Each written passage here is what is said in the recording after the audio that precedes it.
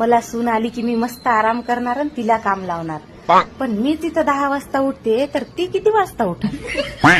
मला तिथं T shirt pant घातल्याशिवाय जमत नाही. तिला कसं म्हणू की आम्ही 24 तास डोक्यावर पदर घेऊन राहत होतो म्हणून.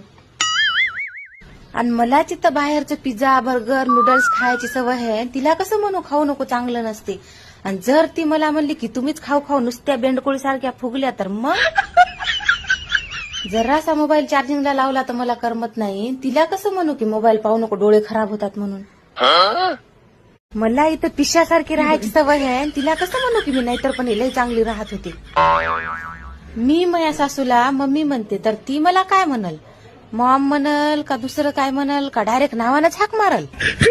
मई सासू मला पाहायला आलती तेव्हा म्हणली होती पुरणाच्या पोळ्या बनवून दाखव.